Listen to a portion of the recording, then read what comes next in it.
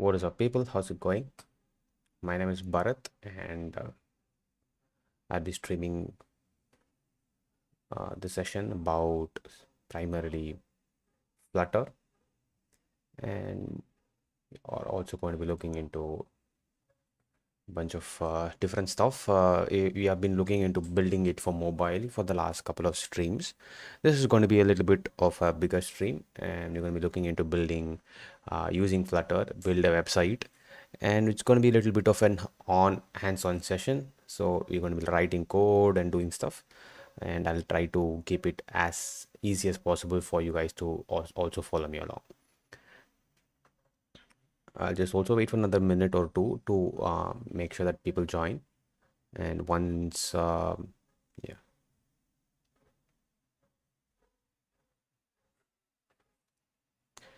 we're primarily going to be using the Flutter's stable channel. I'll give you reasons as to why we're using the stable channel instead of the release version channel. And we're also going to be using the last two streams we looked into in-depth understanding of what Flutter is and how it's created and all of those things. I'm also going to be touching on that. I'm primarily going to be touching on that for sure. But once that is done, I'm also going to be looking into building it and using it, and we're also going to be building a full website from scratch. I'm primarily thinking of building like a portfolio website of sorts, but we will see how this entire thing goes along, and we're going to be building stuff for the next 2.5 hours to 3 hours probably. All right, so let's give it another minute. Probably the streaming would take it'll take some time to send notifications, so I'll just give another minute for people to join, and we'll get started right away.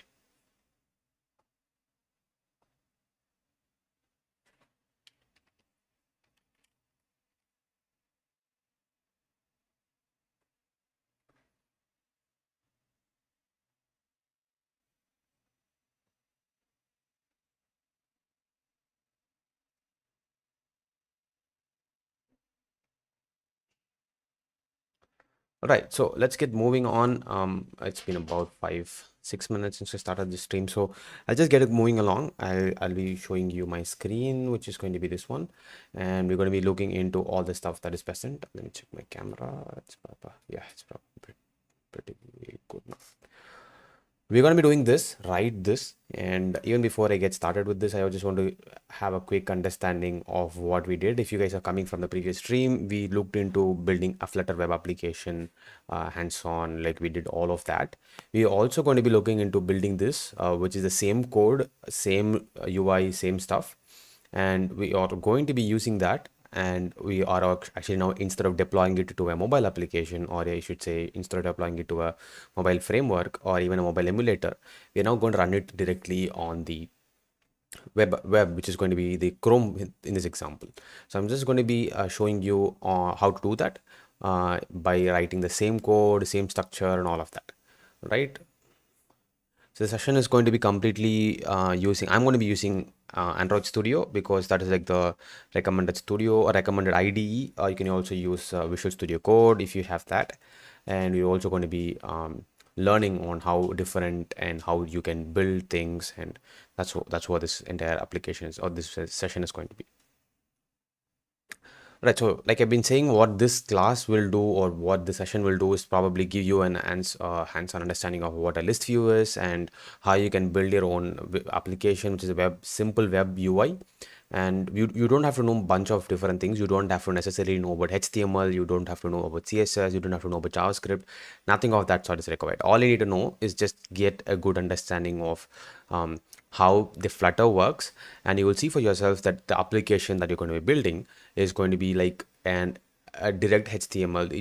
It's going to be like a web page, and you're not going to write any kind of HTML. You're not going to write any kind of CSS. You're not going to do any of that. But still, you'll see for yourself that the application will be like different. It'll definitely be like an HTML web page. And that's going to be the under the magic hood that the Flutter is doing and Flutter and Dart is doing, but that's what we're going to be building. You're also going to be creating widgets and UIs faster. I'm going to be sharing with you a little bit of tricks around that, how you can do things faster. We're also going to be looking into building segregating our application or segregating our project into multiple files, so that it's easy for us to maintain it and make sure that we're building it faster. All right, the next one is going to be external dependencies. We actually touched upon this in the previous session, but due to the time, we actually kind of dropped it off. I showed you guys how to add an external dependencies in the previous one, but for this one, I'm going to be showing you guys how to add an external dependency like HTTP, which is going to be for REST API, and we're going to be using that, and we're going to be seeing for ourselves how that works, right, when you're building an application. And like I've been saying, this is going to be completely hands-on session. You should have some kind of a local setup done. You might be running your Visual Studio Code, your Android Studio, does not matter, but make sure to have your Flutter installed in your local system, and we can get started. The recommended browsers again in this example or in this session is actually the Chrome, and I haven't really tested it out on Internet Explorer or older versions of it, so I'll just make sure to add that point as well right here. Make sure this browser is Google Chrome. I do think that it will work fine in Firefox, but I haven't really tested things out. I don't have any idea of how this will work out in Internet Explorer or the recent available Edge and things like that on the Microsoft platform. But it should work pretty fine on the Google Chrome for our testing purpose, because this entire HummingBird project or the Flutter's HummingBird project is this the beta version of how you can write the same code for mobile, for desktop and web. And they have actually done a great job of improving on the HummingBird project or the Flutter for web.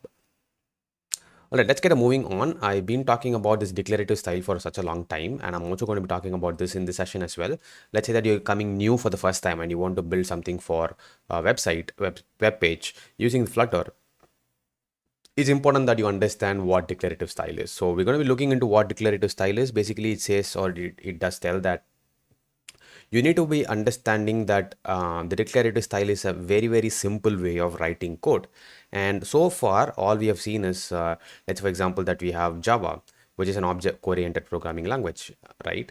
It's an object-oriented programming language. And the Java programming language states that everything has to be in the form of an object. Everything that you take, that you see, let's say that you're taking or printing a string, the print function is an object, and everything that comes out of an object. So that's where the object-oriented programming comes into picture. This is called as an imperative style of writing, where you need to tell every time to the compiler that, let's say I want to create a class. I need to say the class is of this object is of type class, and only if I create this, I'll be able to write do something or something like this. I can call this method, I can access a variable inside it, a dot variable, and these are all comes as part of an imperative style of programming, right? Imperative meaning you need to tell exclusively every single time, this is the class that is referring to. Make sure to create an object first, and once the object is created, just do something or access the variable and all of that. So just exclusively telling that you need to every single time tell it. And if you tell it, it's actually going to work fine. If you don't tell it, it will not work. So that's actually kind of the thing that I've seen so far, and it's still the problem, or I should say that's still how a lot of applications, a lot of programming languages even to date work. A few other examples include Python, C++. You can take any of these popular programming languages, and all of them include this type of writing programs. But what declarative style does is that it just makes it super easy for the developer to work on. You don't have to create objects, you don't have to know what is happening behind it, you don't have to understand what is a static type, public, private, nothing of that sort. All you need to know is just the name of the class. Let's say I have a class called print. I'll just call the print class. I'll just start defining some key parameters inside it. I'll say, for example, that print the text. I'll just say the text is going to be some data like this. Hello. All right. Followed by that, I'll say the font size is going to be 15 dp. I just then say probably the size of, I'll just give a font style as an attribute, font style, and I'll define the font style here, and I'll close this bracket. And pretty much this is enough for the compiler to know that this guy wants to print something onto the screen or onto the application or whatever I want to do, and it will automatically print and do stuff and things like that. So basically we are not creating any object here, we're just directly declaring things, and that's actually pretty much how the declarative style works. It makes it super easy as a developer for us to write all of this without having to know what is happening under the hood. You don't have to know if the application application is running it, or if the application is passing on to some other module. All of that is not required. All we need to know is just have the access to the class that we know that we need. We just need to know what this class is, and pretty much it'll automatically have all the related information inside it. And that's pretty much what declarative style of programming means. And the Dart, or the Flutter, is a framework that is built on top of a programming language called as Dart. And Dart does pretty much this on the background or under the hood. And everything that you see as part of the Flutter that you write, and everything that you're building as part of Flutter, is doing something like this on the background, which we don't have to really know, right? You as a developer, you just need to know, I want to do something quickly, I want to build a UI quickly. That's what I'm going to do. So that's what is actually happening under the hood. And we're going to be looking into another like basically a simple, hi Farhad, how's it going? Good evening. Thanks for joining the stream. Thanks for joining on your Friday evenings. Hopefully you're having a good day. I've started with the basics of Flutter and how you are going to be building a web application or website without having to use HTML, CSS or JavaScript. So far we have been looking into all the traditional stuff where you definitely need to know a little bit of understanding of HTML to write any kind of a web UI. But with Flutter you don't have to do that, which is what I'm going to be talking about. So let's get some time to get to know all the people who are there. Probably like few people are watching right now. I just get to understand who you are, what you guys do, and we can just moving on. We can get moving on to the next slide. The next slide is going to be to understand what is really happening under the hood. I'm just going to show that, but before that, let me make sure that yeah, let me just quickly understand who are all present.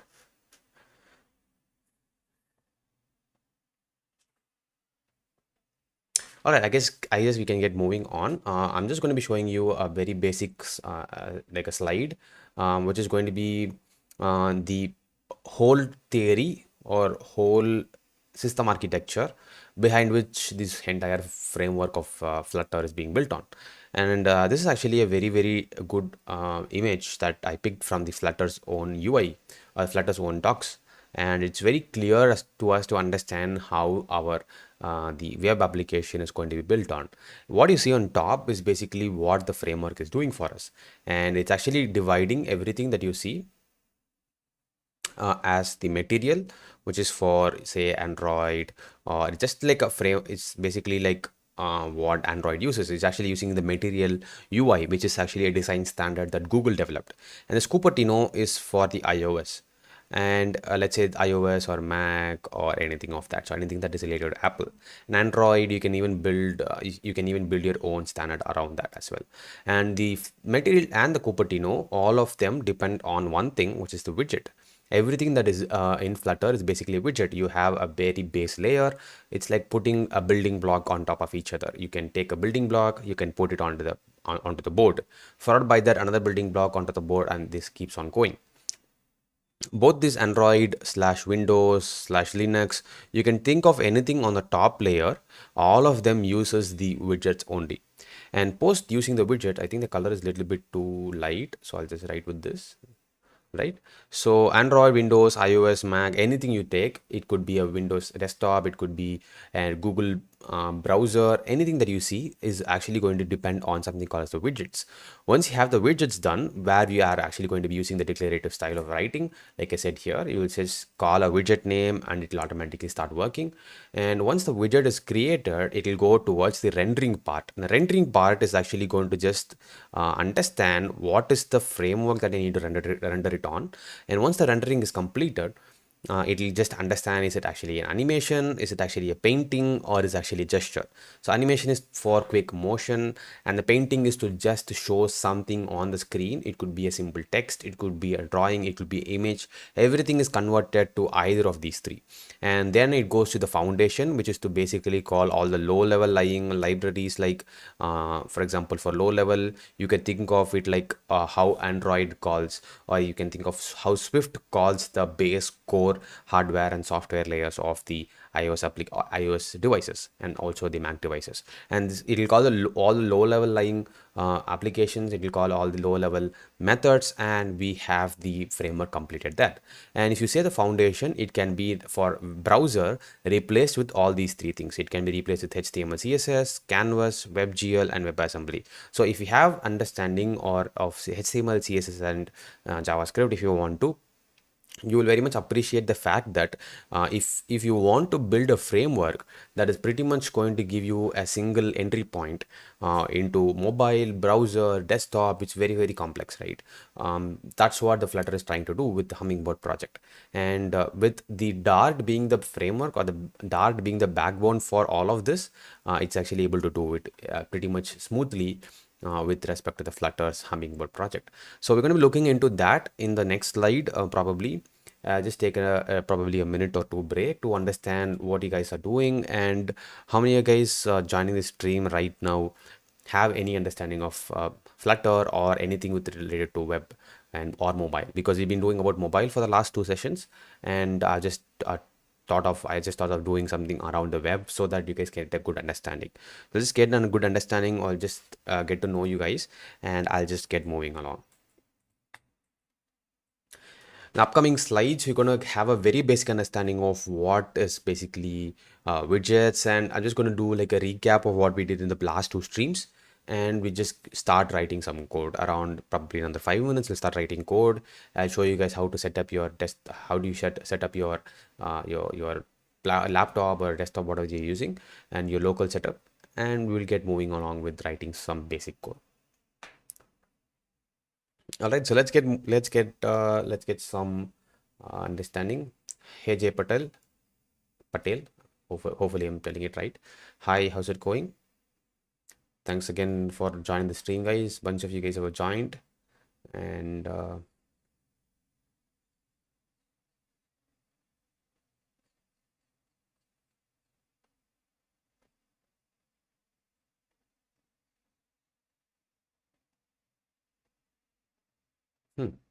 right. Who is there? Just drop a hi or something like that so that I'll know that you guys are joining, and we can get moving along. I'm probably going to just gonna like drop this for a session Q&A in another minute, so you guys can ask any questions before we get moving along, because I understand that some might have already a little bit of experience around HTML and CSS, and some might not have that. So I just want to make sure to give a good session here, and so that you guys do get a good understanding and grip of what Dart is and what Flutter is, and how it is changing the way that people are looking into the traditional HTML and CSS and things like that. This pretty much might be the last session for the Flutter, and so any questions here, we'll take it now, and we'll get moving along.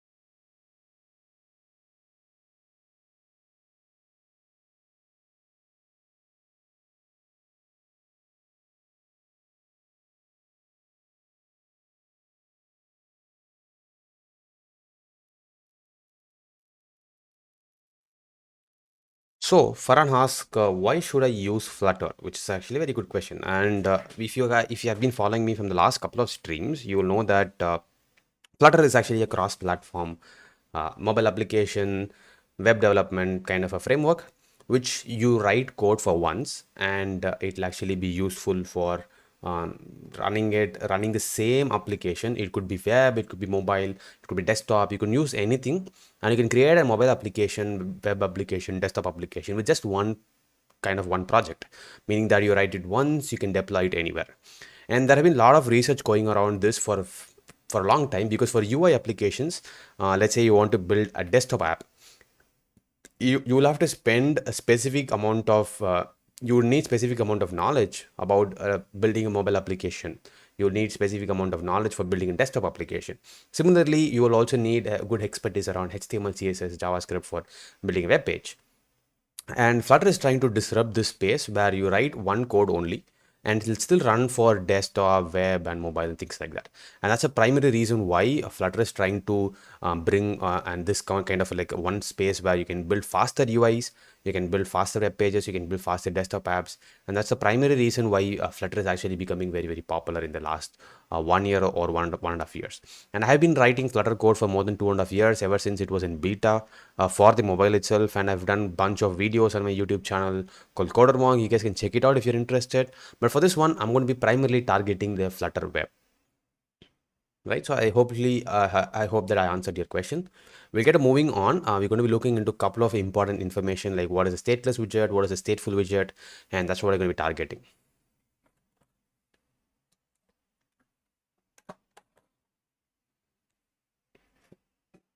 All right, so let's get moving on.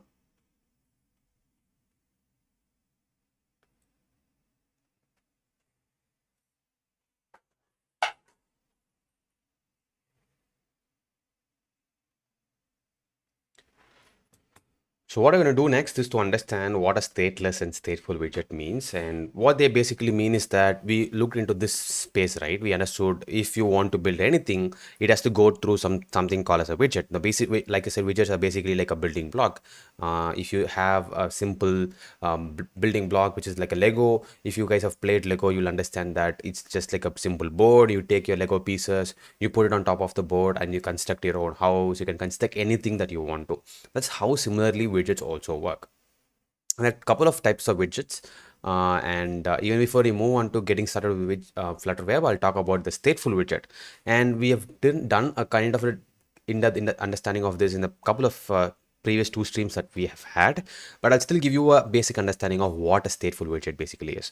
If you think of stateful widget, you think of basically like something that has some information to store. And let me check here. All right, I think I made a simple mistake. All right, this should be stateless widget. So I'll just quickly change it.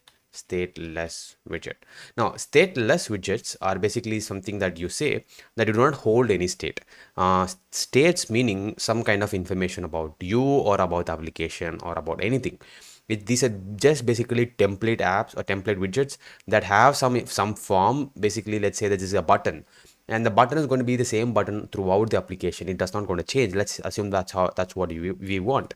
This will be basically stateless widgets. You will create it once and you will put it to your application. Let's say this is the application that you have, bunch of titles that keeps on changing, and there is this one button called submit. It's not going to change at all. It's always going to be there.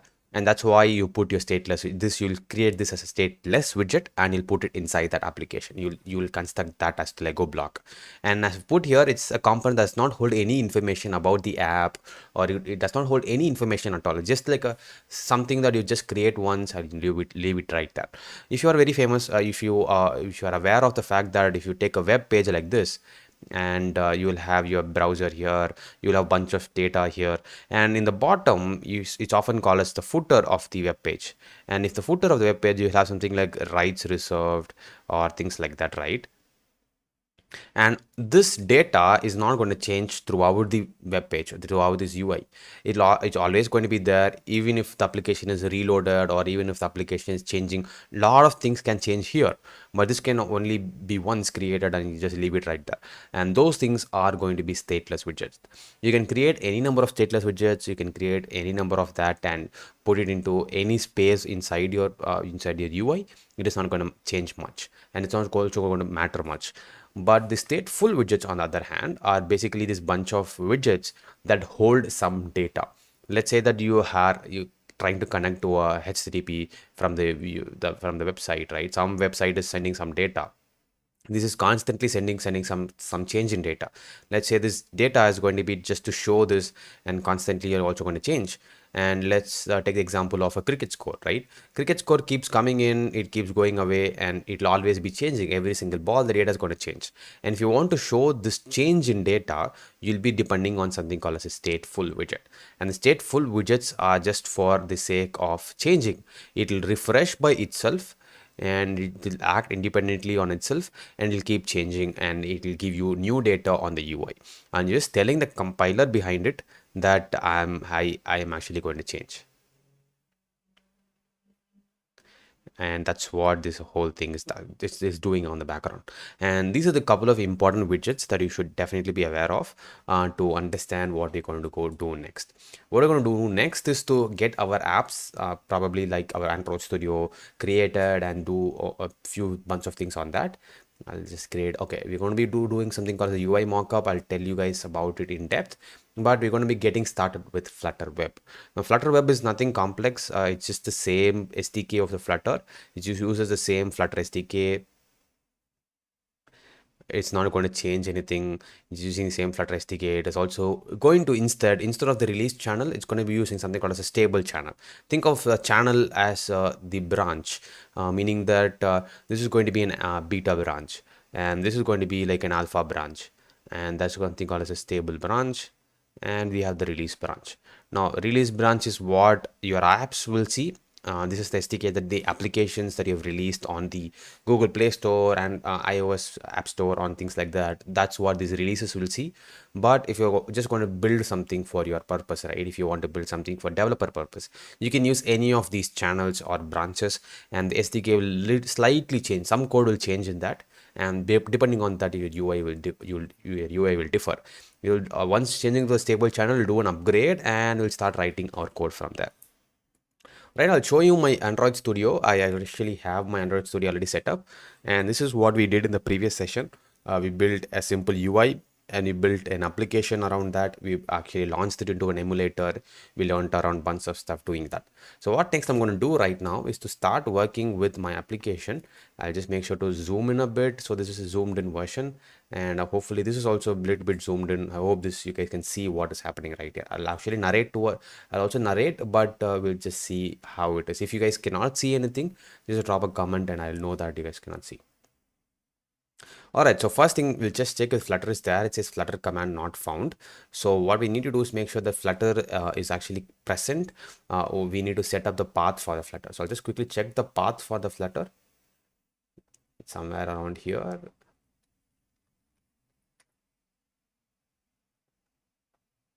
It should be in my documents.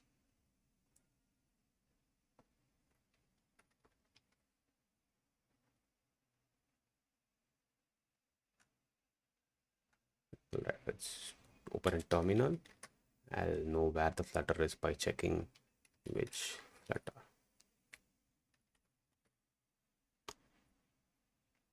Okay, it says Flutter is not present, but this is actually using a Flutter. So I can go here.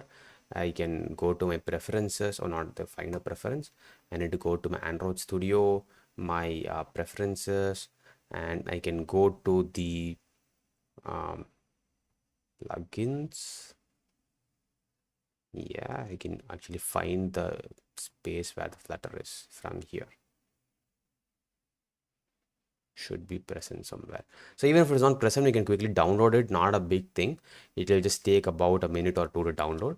So I think it's better to download it and have it locally, so you can also understand how the process is. All right, the first step to download is to open this link right here, and this is what is actually the recommended thing. So you can definitely click this and you can start downloading your Flutter. It will take about 20 minutes. Okay, my network is a little bit slower. It will take some time to download, and once that is done, we'll just unzip it and export the path to the Flutter bin. And I do have the local Flutter here, but I'm not able to find the Flutter itself. Is it present here? I should be able to find it in about a minute's time. Give me a minute, I'll be able to find it. It still says 11 minutes. We don't have that much time. So we'll just quickly find the Flutter.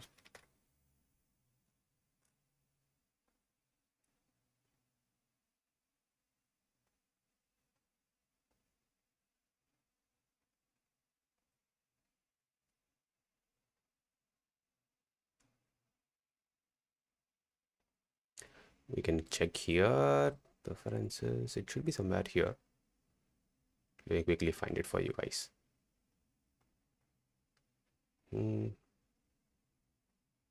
It does use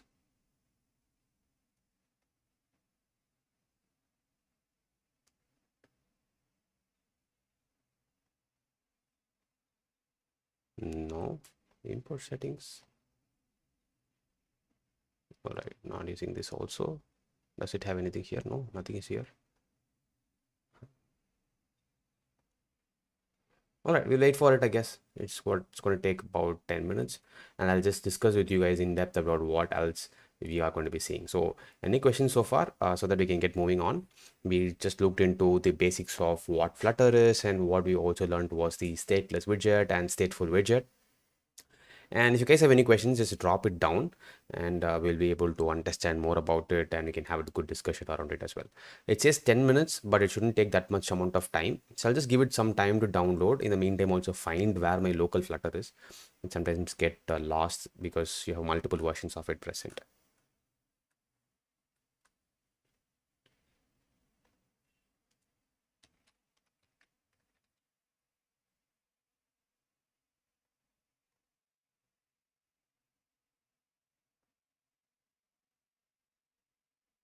All right, I found it. So I'll just open this in a new tab.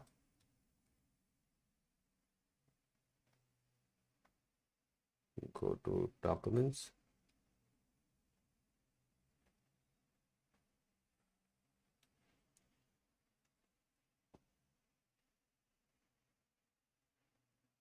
So I'm going to stop this because I've already found where Flutter is. It was somewhere. It was hiding somewhere in the download section because I already downloaded it and kept it, and this was not coming up. So we will now find it. Go back and find it.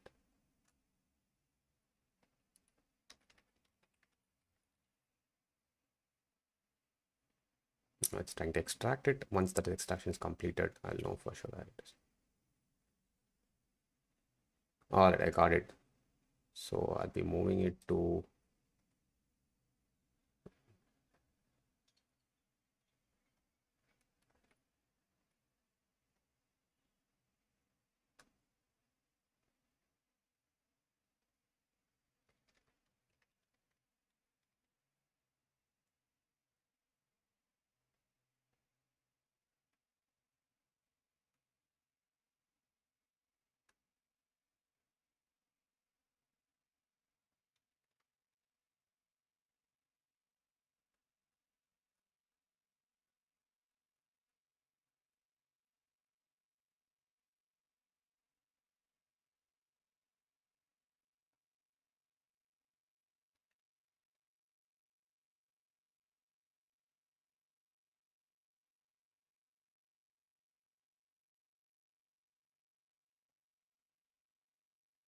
I'm just trying to put it into my documents so that I can show you guys.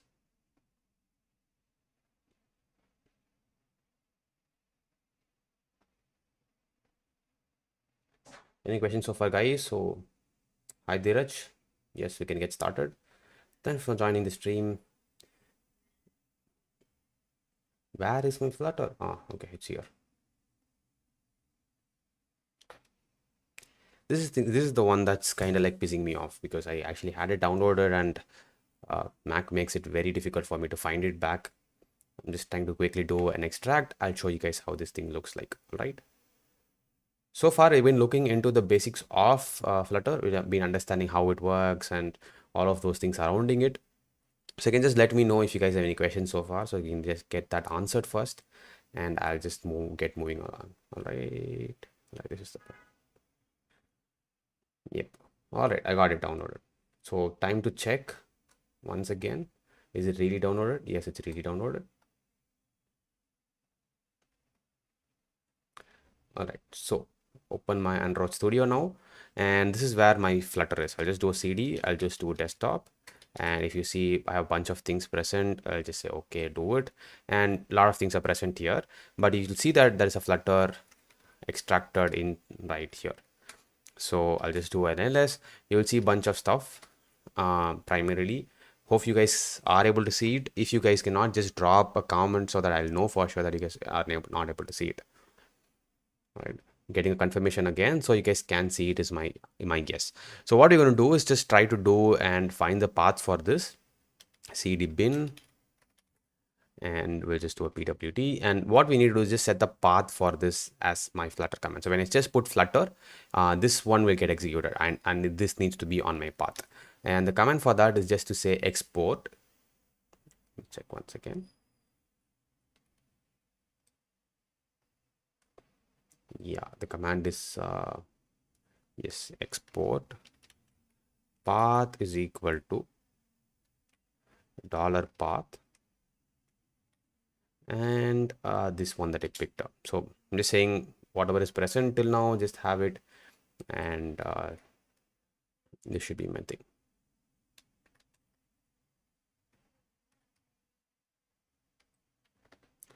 And put it here. So when I put Flutter command, it will work fine. Right now I try Flutter, and it's pretty much finding it. How do you check if everything is working fine? Just put Flutter doctor, and it will find out if there is anything missing in your system locally. It will just run the new version of Flutter. It will say all of that. So this is the step that you need to get it to. Once I showed you the download, once you get it downloaded and extracted, this is the step that you need to do to have your Flutter in your local setup. So you guys asked me about this in the previous session. Flutter course fees? No, this is a free course, Dev Kamal. There is nothing. This is a free session that I'm doing for the Unacademy. It's completely free. You can check it out anytime you want. And I have a bunch of other videos on my channel as well. It's also free, so you can check it out as and whenever you want to. If you want to know in depth, or if you are interested in doing some advanced stuff, check out my channel again. I have got a lot of different videos around it, and you will find it very, very useful. So this is how you check if your Flutter is working fine. So you can see here that it's doing the check, and it's found out that all of these things are pretty much fine. And do you guys want me to increase the font of this IDE? If yes, just drop a comment. This part is fine. Basically, this part is fine. But if you want to increase the font of this section, just let me know. So I'll increase the font right now. Until then, I'll just keep continuing on. Okay. All right. So we're going to be moving on. Once we have the Flutter downloaded and we have set the path, next step we're going to do is just change the channel.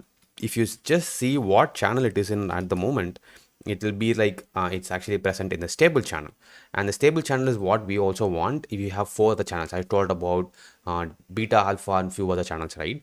And what we need to be is also be on the stable channel. Make sure that you guys check that this is on the stable channel. Master is basically where a lot of developments continuously keep on going inside it, and you might be finding that a lot of things also might change if you do not, if you put it to master, few things might break. The dev channel is basically after making bunch of bug fixes and things like that, they move to the dev channel, and after dev they move to beta. Beta is where all the testing and all the final checks comes into picture, and finally it moves to the stable channel, or the release channel, where all the code that we see right now is taken from. Once you are in the stable channel, just run a Flutter upgrade. It will just upgrade it to the latest version of the stable channel, and this is where we are going to get moving on and start writing our application. It will say it's downloading .stk from Flutter engine, do bunch of downloads around it, and we can just wait for it to complete, and we'll move on to a new one. Any questions so far, guys? So if you guys have any questions, just drop a comment.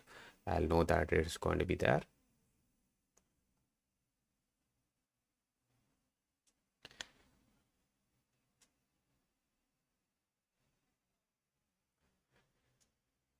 All right, I'm going to give it another minute so that this gets completed. I'll wait for this downloading to get over.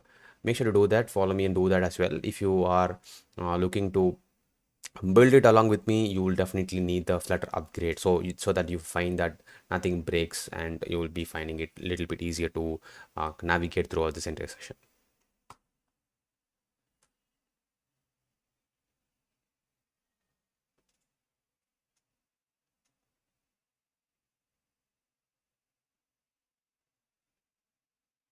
All right, so it's finishing the download. It's trying to do the build now. It should be done in about 20 seconds. So we'll just wait for it. In the meantime that we wait for it, I have one more important point to make. All right, so whenever you're building for Flutter or web, right, always think about it this way. Now, if you will see about it in the upcoming session that you will see about it in another 15 minutes when you write the code. You will see that Flutter tries to build everything based on the size of the UI. So let's say the size of the UI is this way; it's a horizontal one, and if your browser will most likely be this way, right? It'll try to build everything based on how you see it for mobile as well. Let's take that this is a browser, this gets converted to a mobile UI, and it will try to build everything that way, meaning that everything is a simple UI for it, and it will try to expand or contract it based on that. So as a developer, you have to be very careful on how do you want to place the widgets as. Let's say you want to place a widget right here, make sure to place the widget right there.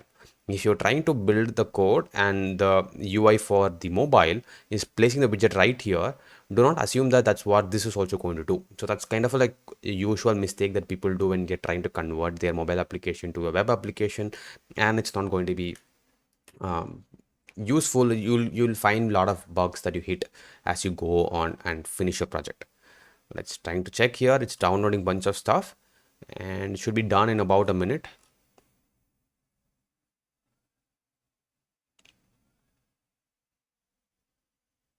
I'll wait for it to complete as well.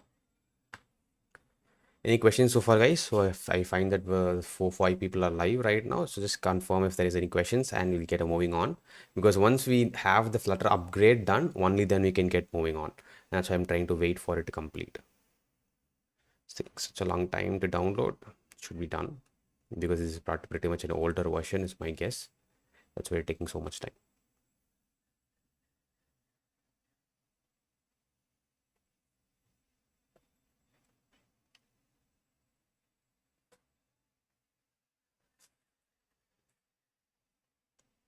All right, I do this practice every time I try to build anything. I try to have this idea of having something on the page or when I just do some kind of simple UI drawing, and only then I start to write it, or only then I start to build my application and things like that. Even for something simple as a web a backend application, if I'm trying to build something as a very simple one time simple code, I still try to build some kind of a UI mockup. Only then I'll be able to translate it into an application. So what I thought for this session was to build a very simple web page, and the web page is going to be something like this. This is a huge page, and what I'm going to do is to have a title bar. I'm just going to say my application, or I can even name it as whatever you want to. I'm just going to have an image that is going to be filling this, and my photo right here, and I'll just say a bunch of things about me. It's going to be like my portfolio. So I'll just say a bunch of things like what I do, what I write, and what I'm learning right now. And I'm just going to try to do some kind of a list here. And this list is going to be to show what are my current applications or what are the current projects that I'm building, and all of that is going to be present. This is going to be my rough idea of how I'm going to be building, what I'm going to be doing for the upcoming an hour or 45 minutes of writing code. So that's what I'm planning on right now.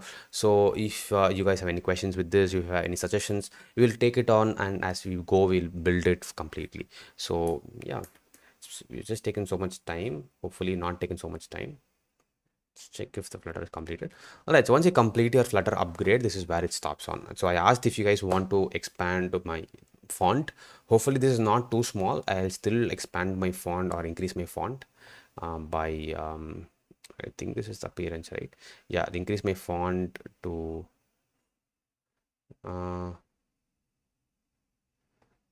probably 16. All right, this is big enough. Hopefully this is big enough, and we can get moving on. Once you have the Flutter upgrade and done, we just have to we need to create an application. I'll just go back to my desktop. I'll just now create a simple application by using this command. The command is to just say Flutter create. I'll just first of all clear this up so that it's easy for you guys to see. Flutter create. You can name your application anything you want. I'm going to be naming it as my portfolio. All right, and it will take few seconds to create everything, set up your application, and you can see that if you go inside my portfolio, it is present. It's there. It has a bunch of folders present.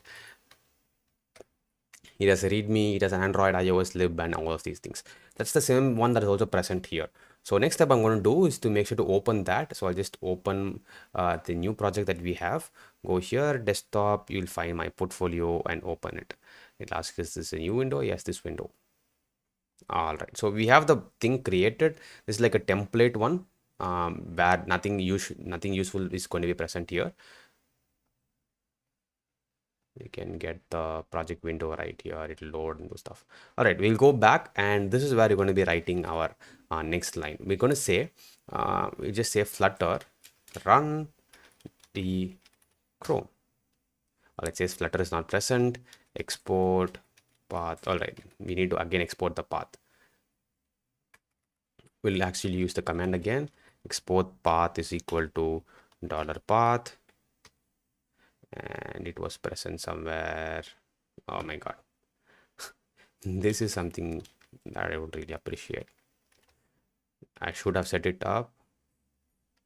CD desktop, CD flutter, and bin. Do a pwd, come out, CD desktop. It's in my portfolio, right? All right, now you set the path. Export path is equal to $path colon. Nah, what is happening?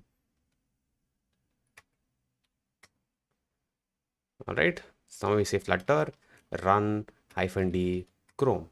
It should it should start this application on my web browser, and it should show me the application that is going to be present. This is a simple template one that always gets created, and if you see, it's actually named as main.dart file, because like I said, everything that is the Flutter is based on the dart file, and only if you have it as .dart the application will know to pick it up. All right, it's fired up, and yeah, it's automatically opening it on a local host, and it's showing me the application right here. This is my application. It's actually my web application that I've built. It's running on my Chrome. I didn't do anything. I didn't do any HTML. I didn't do any CSS, and voila, it's right here. I can click on this. I can increase, and it actually acts as a normal web application. It's actually doing something that we have done without having to write any kind of HTML or CSS. You can even inspect the browser here. Just go do here. You can inspect the elements, and you'll find that it's rendering some kind of a body, which basically HTML. So that's where the callback for what we learned right here comes into picture. So this is the framework. This is how the Dart is doing it. This is how the Flutter is doing it. In the background, it is finally rendering something to HTML and CSS, which we don't have to know about. Even if you don't know HTML and CSS, this will still work. All right, so we have the basic one created. And what we're going to be doing is to try to mock this as much as possible. You guys now going to change the title of this, and just going to say add an image here, add some text here, and add some list view here. All right, so that's what we're going to do. Any questions so far on how the setup is done? And if you guys have any questions, you can drop it right now, and I'll be able to answer it.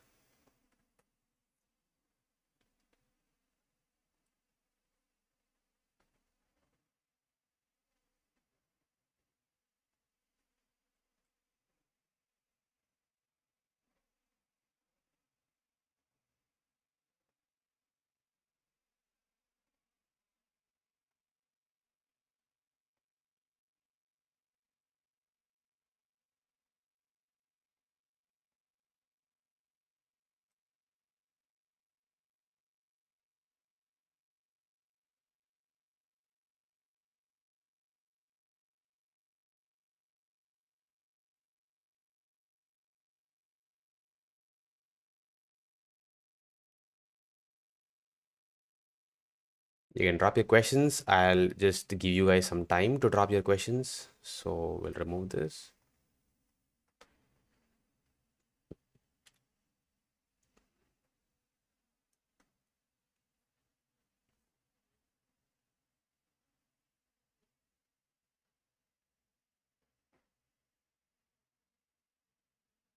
Drop your questions, I'll answer them, and we'll just get started after this. So we have just completed setup, we understood the basics, and right now it's time to start and do some code writing, and we'll be able to finish it, right?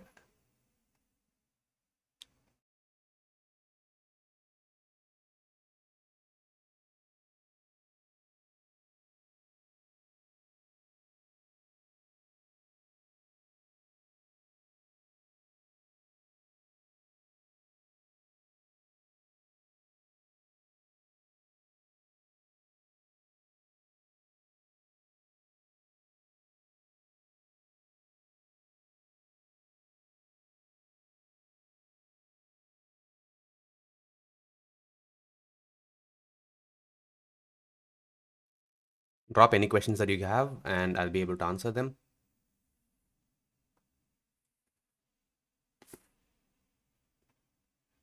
I'll just take a quick 1 minute drinks break, and my throat is really, really bad.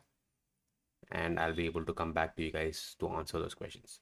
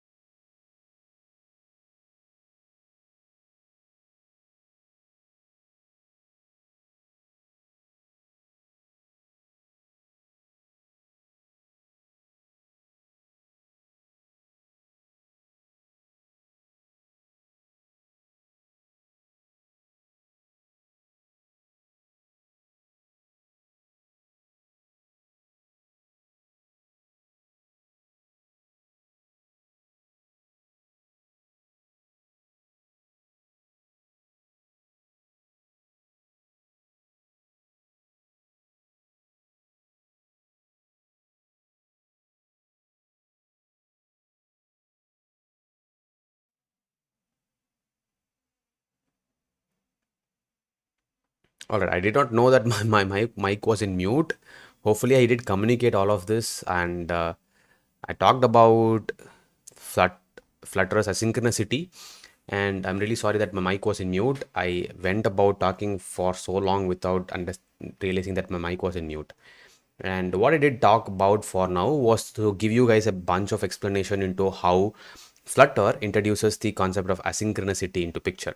Now, when you think of asynchronous programming languages, there's a bunch of things going around, which recently been the Python has introduced asynchronicity. Then following that, there has also been languages like Ruby, Go, and all of these have also introduced asynchronicity. But what Dart does much better is to provide this asynchronicity with just two keywords. One is async and the other is await. Now, what exactly these two keywords mean is that when a method tells itself that it's actually asynchronous method, it tells to everything else who is going to call it that it's not going to reply immediately. It will take some time. It might take 5 minutes. It might take 10 minutes. It might take 20 minutes.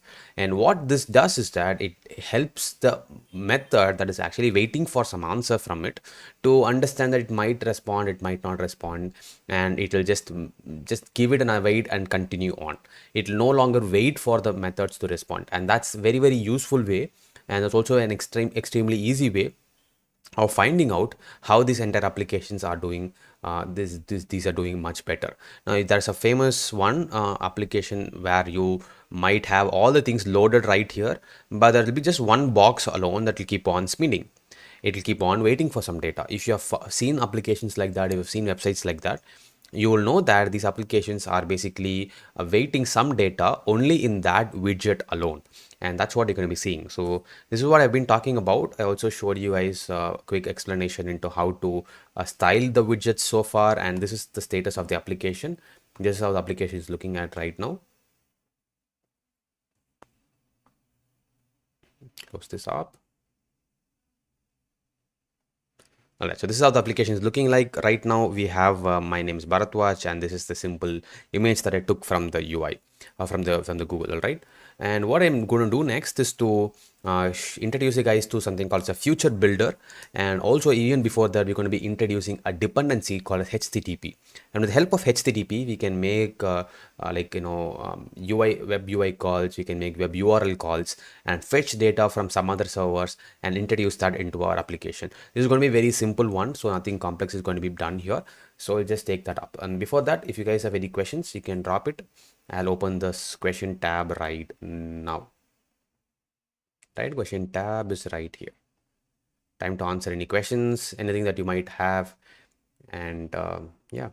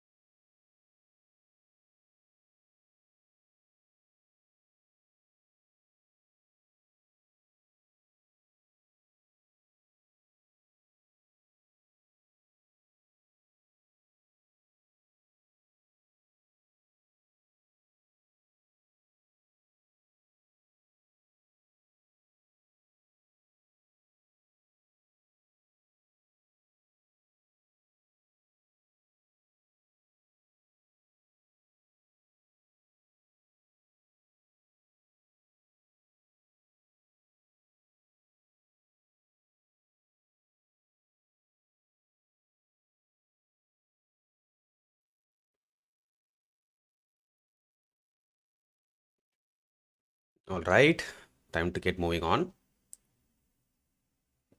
We looked into what future is, and what next we're going to do is to introduce you guys to the HTTP package. So instead of just directly doing something like creating all this bunch of understanding about bunch of this stuff without actually having an understanding of how this really works, we're going to be introducing the HTTP dependency. So in the previous session, we looked into adding dependencies. It's a very simple one. All you need to do is just go find your,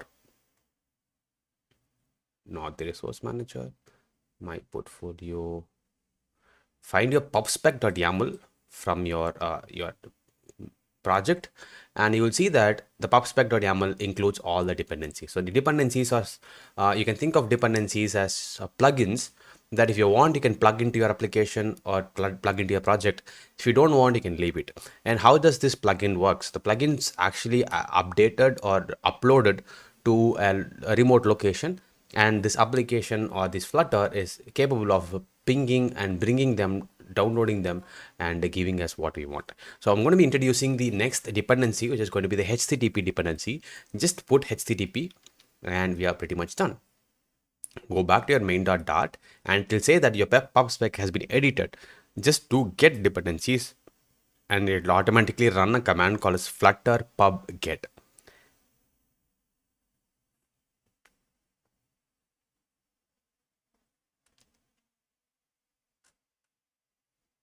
All right. All right. So if once you're done with understanding, or once you're done with getting a Flutter pub, using a Flutter pub get, and also HTTP is being downloaded, what we are going to do is that we're going to be trying to fetch a URL, and using this URL, we are actually going to show a bunch of data to the user. And that's what this whole Flutter's future is going to be very, very used for. So once you have done introducing your dependencies, next step we're going to do is to go back to terminal, make sure this is running fine, and you're just going to add your first import. You're just going to say import packages dot http include the http dot. And after the http dot is included, we have two ways to get some URL, get some data, post some data, delete, and all of those bunch of actions can be done. So I have a class in Unacademy where we are actually talking about building a server in the background using Fast API, which is a Python based framework. And if you do take that class, it's a free class again. If you do take this class, you will see that there is a lot of things that you can do with respect to building servers. And when you're building servers, you can easily fetch data, post data, get data, and things like that. And this HTTP is primarily used just for that, just using REST API calls from your client. This is the client. I'm going to be the client. I'm going to be fetching data from there and showing it to the user, and all of that are going to be done. Right, so what we're going to do next is to have the HTTP, and we're going to be trying to show that to the application. Now we can take all of these things that are no longer required, because I'm just not going to be calling them anymore. There's not going to be anything present in this floating action bar. I'll just have it as an empty one, because nothing is going to be present. On pressed can be empty. We can remove the tooltip. Nothing needs to be added anymore. Remove it. All right, everything is removed. And what we're going to do next is to introduce the HTTP. Now you cannot just directly do the HTTP and we can be done with it. This is where I told about structuring your project. And the first step we're going to be do with respect to structuring the project is to go to your lib and create a new package or new directory, whatever you want to do. I'm going to be calling it as models. And inside this model, I'm going to be creating a dart file. I'm going to be calling the data model dot. It automatically create a dot file for me. Once the dot file is created, I can easily now go ahead and start writing my model. Now, what exactly is a model? I'll just have to open my. Alright, so models are basically a simple way of storing information from a remote location, and our dart file can easily understand it. Now, let's say that the model from let's say that there's a server that is sending some data in this format. There's a server here and is sending some data in the format of username,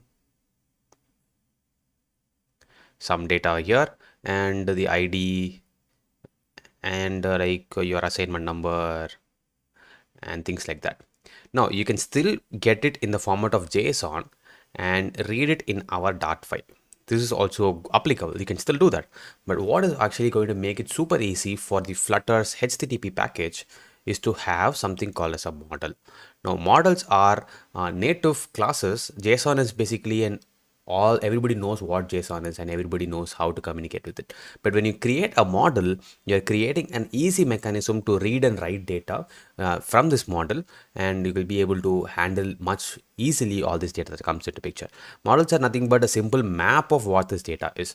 Once you know what are the keywords or the keys that are present, you can create your own class that will have all the class in the form of like IDs. So we saw about keys, right? You will have key and you have data. You have key and you have data.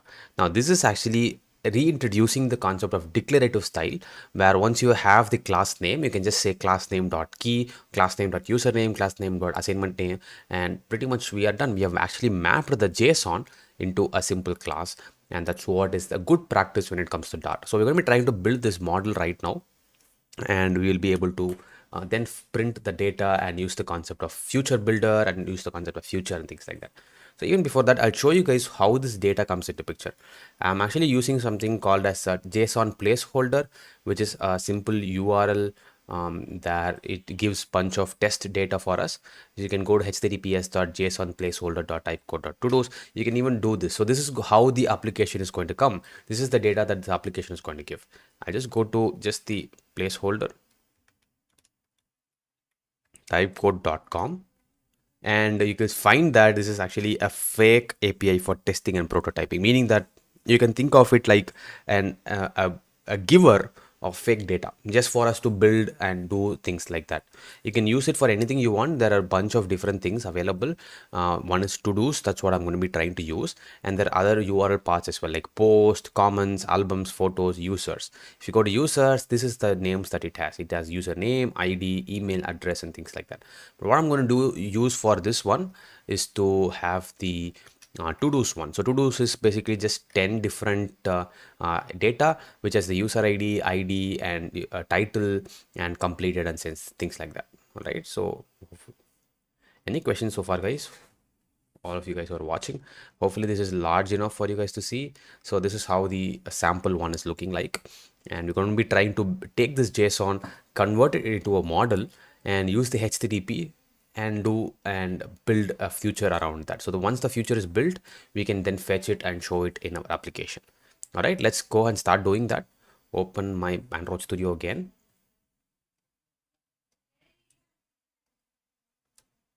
All right, so first thing we're going to do is to build a class. Now this class is going to be, I'm just going to call this class as I can call it anything I want, but I'll just call it as to-dos.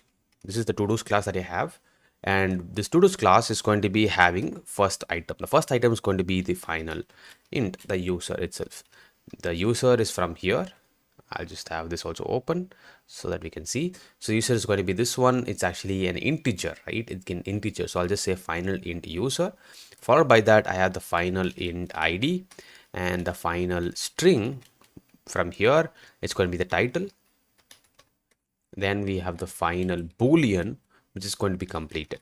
Now, as I type final, it throws an error. It says that add a late modifier, create a constructor for final fields. So what this does mean is that we need to add a constructor to load this data. And you guys, if you have seen the previous stream, you'll know that creating a constructor is to basically give the data or pass on the data to a class. And for this one, we'll just say to-dos, this dot type username user, and we have this dot completed, this dot use this dot ID, and we'll say this dot, what else is that, title, yes.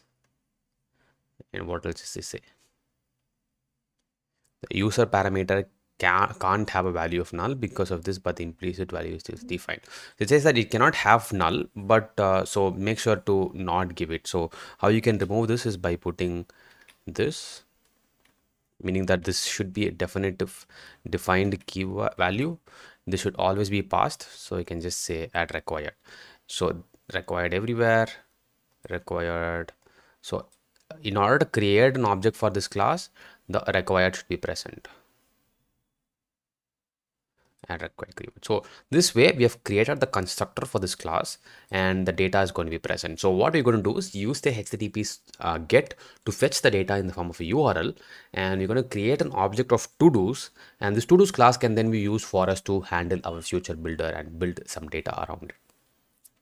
Next thing we're going to do is to, obviously, if you want to do this, you can do this, but it's recommended that you create a to-dos dot from JSON class. So what this from JSON method does is that it is going to be the one that is converting your JSON data into the class variable, class itself. So it needs to be a factory, meaning that once created, it needs to be continuously creating it. And I'm just going to say a map of string, and it could be a dynamic, it could be anything. I'll be passing the JSON inside this method, and inside this method we just now going to return the to-dos. Just say the user is going to be from the JSON the user ID. So if you have to map it right here, the user is going to be user ID, followed by that we have the ID, which is going to be from the JSON, it's going to be ID itself.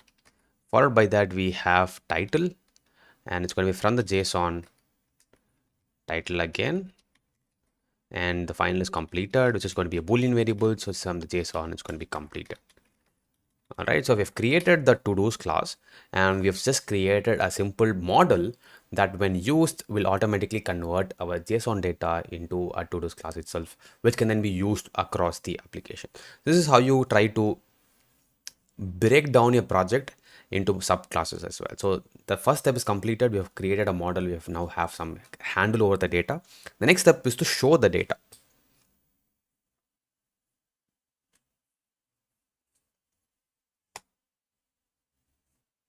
Right. Any questions so far, guys? Shatabhishek Baidya. Hi, Shatabhishek Baidya. Thank you again for joining the stream. And just wait for any questions till now. We are just crossing the 90-minute mark. So hopefully you guys don't have any questions that I need to answer. We'll let the stream run for another 1 hour maximum. So if you guys have any questions, you can drop me right now. I'll be able to answer them. Okay, so what we have seen so far? We have seen so far about using the HTTP module. We have fetched the JSON. We have created our JSON class as well. We have created the Dart class as well. This is called as the to-dos class. The next step we're going to do is to understand how to read the data. Now, this is what we have done. We have built a model, and what next we're going to do is to, once we have the model, we are now going to be using the HTTP's get method, because this is a simple get that is required to fetch the data. We'll just say HTTP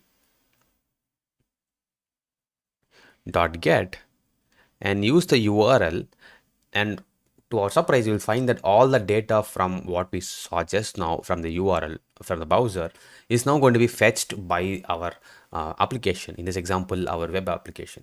And once the application is fetched, this could come, let's say your network is pretty slow, it would come in 30 seconds, it could come in 45 seconds, or if it's super fast it would come in just 1 second as well. Now how do you tell the application to wait for some response? How do you do that? And that's what you're going to be finding out by using the future and the async and await command. So that's what are the async and await keywords, and this is what you're going to be seeing in the next 1 to 2 minutes. I'll take about 30 to 45-second break, and we'll see if you guys have any questions in that gap.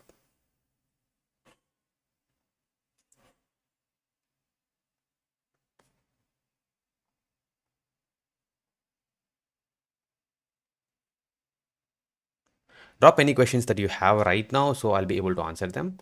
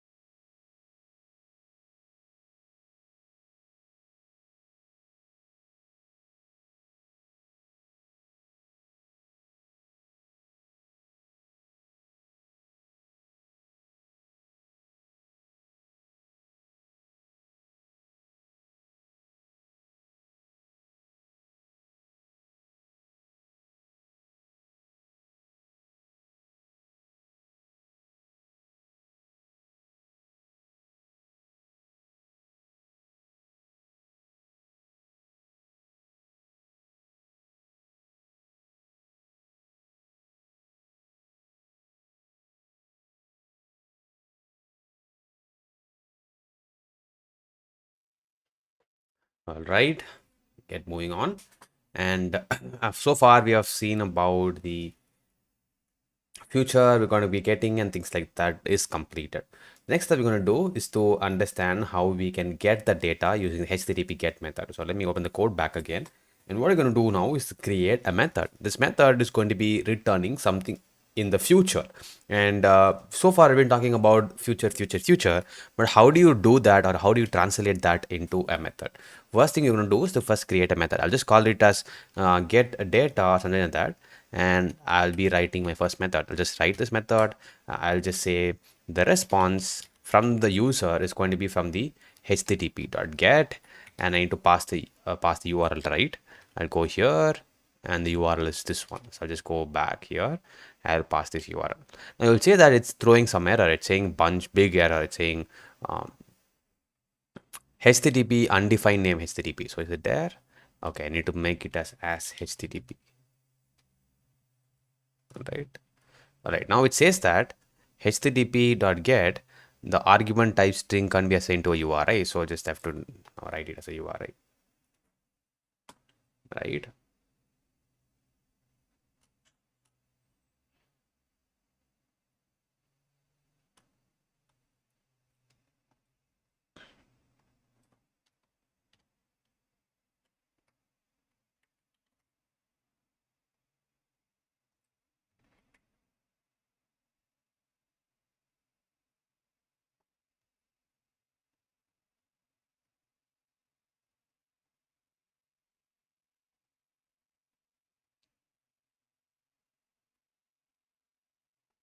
Just need to say it is URI. So URI string, fetch from there, right?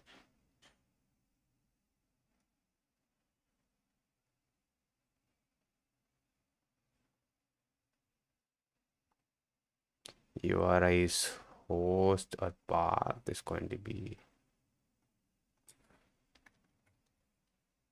All right, so it's completed. So what I've done is to say http.get and the URI, which is the URL that we have, create an object of that using the path variable, and we are done. But what you will find that if you just do this, this data might come in 30 seconds, it might come in 45 seconds, we don't know that. So what I'm going to say is await for a response from this, basically this one. And as soon as I put await, it'll just throw another error. It'll say that I need to fill this with an async modifier. It says I need to call, or I need to mark the class or the method that is using this await as asynchronous. And if you have an await inside a method, you should definitely mark that method as an asynchronous method, because whoever is going to call that, they should also know that this is actually an asynchronous method, right? This might not do some data in a synchronous manner. It might do some data sometime in the future. It will not return some data immediately. That's what you need to tell the method that's also going to call it. So make sure to always include, even if you don't do, it will just throw an error. So this is what something you have to know. You have to have an async variable that is going to be defined as part of the method. Only if you denote the method as asynchronous, you can use an await inside it. The next step we're going to do is, once we confirm that the response dot status code is equal to 200, it means that if the response is successful, we go now return. We have the to-dos class, or we have the model, and inside the model we have the data model, right? So you're going to say the class is named as to-dos. So I just have to say to-dos, it will automatically import it for me. From JSON, if I put, it will automatically import it for me. I don't have to worry about it. It's done it for me. Right, the first one is to-dos from JSON. I just need to pass the JSON. So I just say json.decode, because JSON has to now be imported. I'll just import it. I'll go to this step.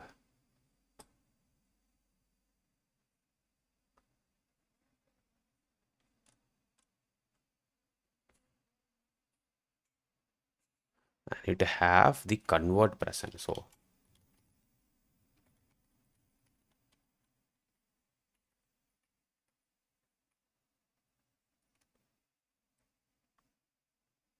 I need to say the dart convert. Dart convert provides us with the JSON, which is the class that is going to be used for converting. Decode I'll just pass the response body. I just say response body, and it will convert the data. The response body will be in the form of a string, and the string is then converted to a JSON, and it is passed to our from JSON method. So the to-dos is here, and we have the from JSON method, and we are just going to be returning it. So we're now returning an object of a class, and that's what this method is going to do. Now we need to tell the method also what the return type is. If you don't say the return type, it's not a problem, but I'll just say the return type is in the future, and it's of the class to-dos. And we are pretty much done. It says that it might potentially return a null. So what I'm going to do is just create an else and just throw an exception in case this does not happen. I'll just throw an exception saying there was an HTTP error while fetching data, and it will just silence it. So we have said get data, and the get data is basically in the future, and when I return it, it's going to return some data. So that's what we've done so far. We have written the to-dos. We're written the object of to-dos when the JSON is converted, and this method is constructed. So basically, we have constructed a method that's asynchronously loading, and inside that is actually waiting for response from this URL. So how do you now call this method? If you just directly call it, say for example, I have a method here. So let's say I want to load it into a text. I want to load this data into a text. How do I call that method? If I just say text in directly here, get data, right? I'll just execute this method. It will just say that I cannot do that. It will say the argument type future is not something that's compatible with the text, because I cannot do that. We are going to be introducing something called as a future builder. Any questions so far, guys? Wait for it. There's a bunch of people watching, but okay, no questions so far.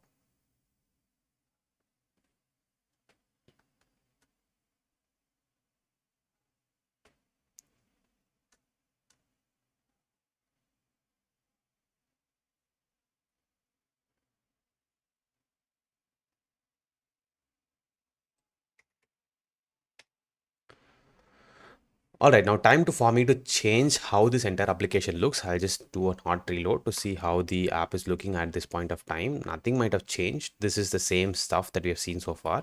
Now what I'm going to do is just modify this a little bit. I'm just going to remove the row. I'm just going to put a column here, and the column will have a children's attribute, meaning that I can add multiple children. The first itself will be a row. This is what we've seen. Followed by that, I'm going to have a center widget, and inside the center widget, this is where I'm going to be writing my future builder. Now, future builder is a very useful class that takes care of handling all the future related method callbacks. So far, we have seen pretty much simple asynchronous way of widgets. All the widgets we have seen so far, like text or things like that, has always been just an asynchronous synchronous way. It will not have some data loaded from the future or things like that. So the future builder widget provides us with the data, provides us with the widget itself that will automatically handle all the callbacks that is required if something comes in the future. Where is my mouse? Right here. So the future builder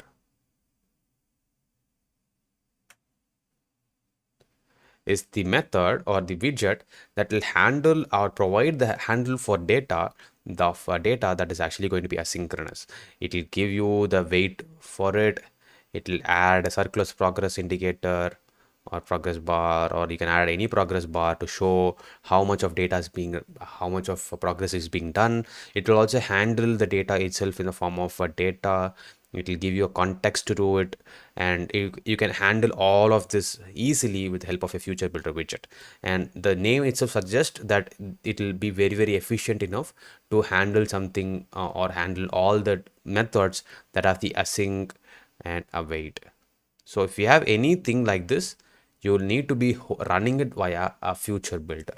And there's also a bunch of things that you can do once you have the future builder created. You can then put it inside a list view, you can put it inside a text, and all of that can still be done. So this is what we're going to be trying to do now. We have the future builder created, and then once the future builder is created, we will be seeing how the data can be loaded into our application. All right.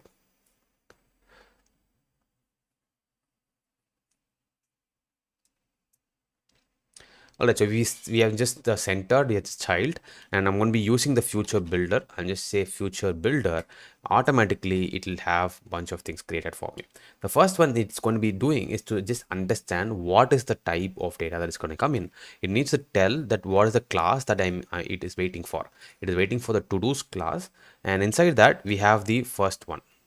We're going to be saying the future. What is the future? What method should we be calling? And in this example, it's the get data method. I just need to say call the get data. It will automatically take care of doing it. And when the get data is called,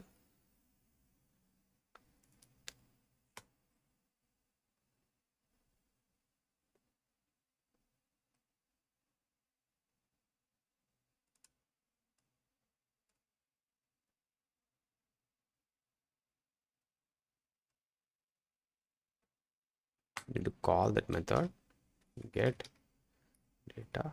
All right, so when I call this get data, it's going to return of type future or to-dos, and it'll just match it. It'll know that, oh, okay, this is what I want to wait for. The next thing that you need to pass on is future builder. Yes, I'm doing fine so far. All right, if you go here, it says that the parameter builder is required. So we are getting the data, and where should I pass it to? That's what is getting confused now. That's where the builder comes into picture. The builder takes two parameters. One is the context, and the next is the snapshot. The snapshot is where the data is going to be present in. And without the snapshot, you will not be able to, or you will not be able to have any kind of a callback as to what exactly is the data.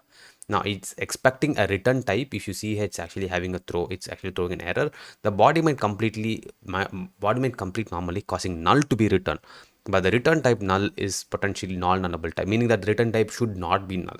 So what it's expecting is that it should have some kind of a return. So for now, I'll just put a simple container as the return, and it'll silence it for now. But what I'm going to do now is to have the snapshot from the future. I'm just going to fetch the data from the future, and I'm just going to first check if the snapshot is there, or if there is some data inside it. I just like it has data is there. If the data is there, I'm just going to now return a text that's going to be of the type snapshot dot data dot title. Now if this data, the property title can't be conditionally accessed because the receiver can be null. It says that the object cannot be handled because it can be null. So what we're going to do now is to make sure add a check. If it is not null, then you do basically return the title of this.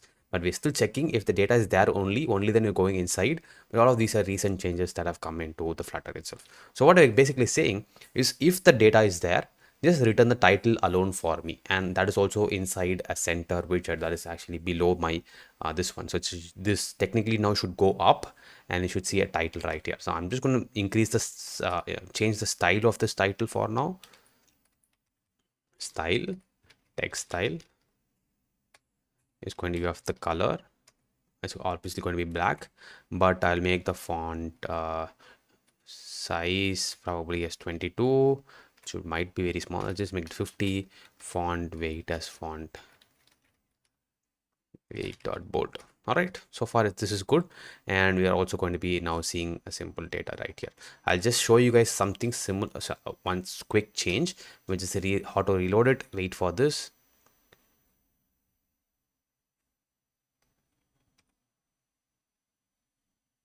Make sure to print it so we know what is happening. Snapshot dot data. Reload it again. Is any data coming in? Looks like no data is coming in. Are you doing any mistake? Go here, check, print response. Is it waiting forever? Instance of response. Instance of response is body. So it's throwing. It's what is the body that is coming? It's saying that failed to load app from service worker, falling back to plain. What is the head that is getting sent? It's throwing some error. The error is basically that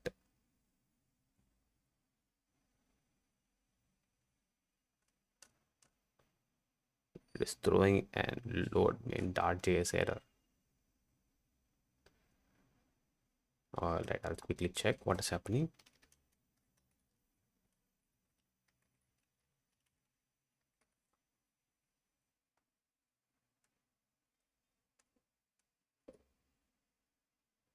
All right, I just made a mistake. I just need to say you're at parse, not path.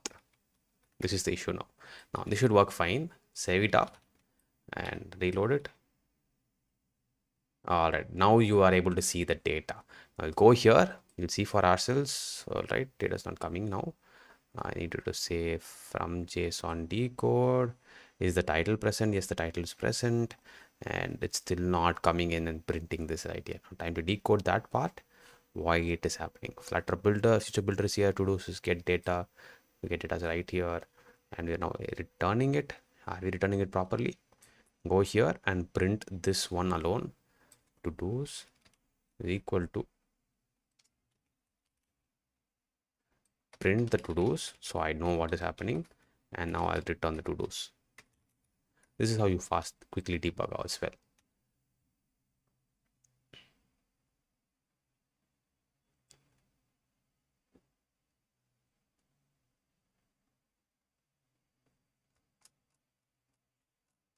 For now, check, print it here.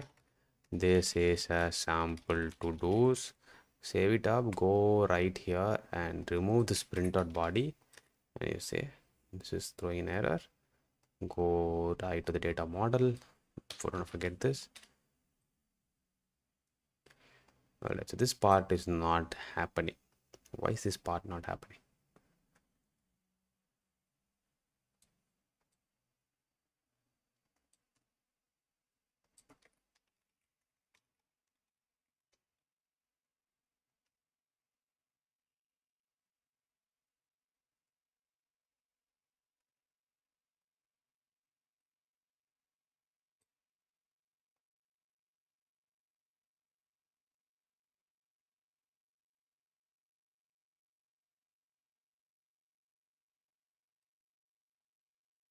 I'll try to stop and start it. Sometimes that also works.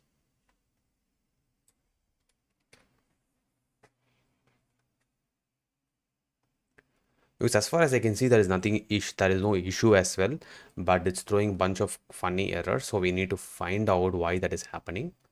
It's not even coming inside this method in the first place. So we need to find out why that is happening. So it says factory to do's. All right. Anyway, that is all what we want. We're trying to convert it and return it. Just a simple JSON.decode is what we're trying to do. It's getting moved up, but no data is being returned. So I just need to check if there is any issue. Why this JSON is not getting printed.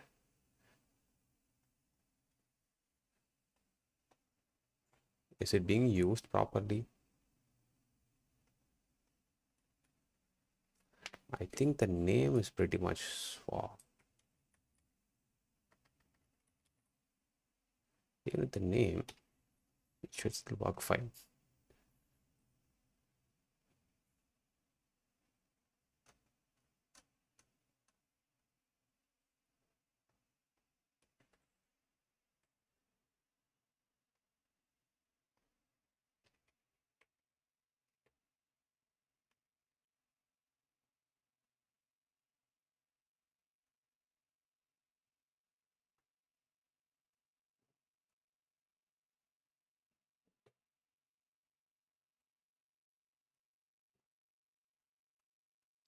What if this is the issue?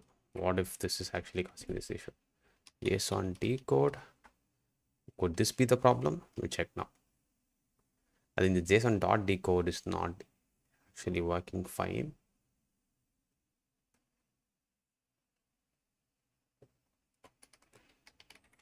Response dot status code. It's a 200, so definitely it comes in. Just trying to JSON decode it, goes here, it finds the, but why it is not printing the JSON is the question.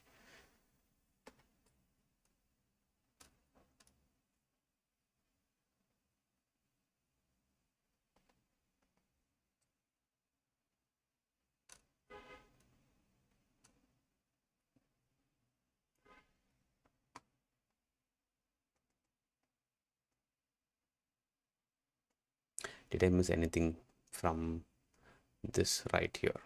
Did I miss anything from here?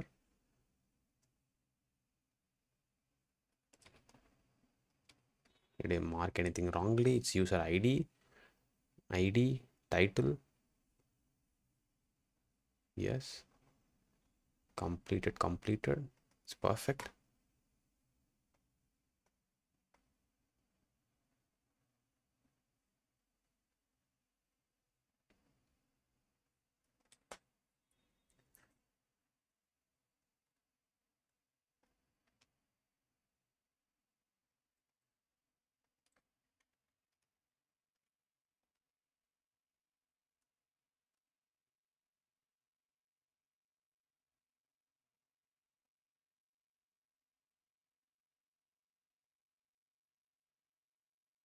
This is not there's something wrong with this entire stuff.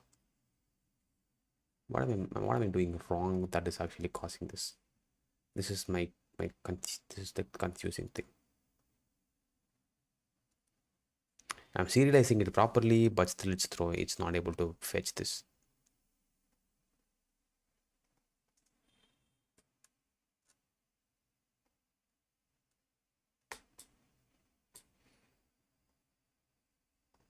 All right, I think I'm going to find it by taking this small break.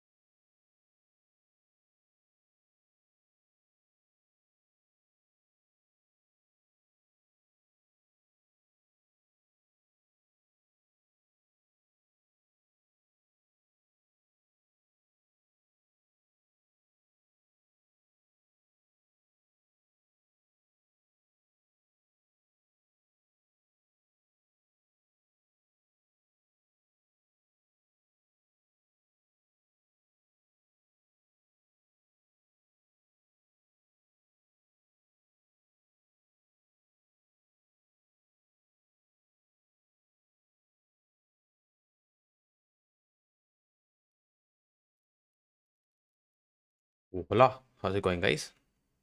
Sorry for dropping off. One important thing that I missed out was to not provide the list properly. So what actually happening is that I was actually giving it this way. When I give it this way, what happens is when you see for yourself that it's printing the entire entire JSON.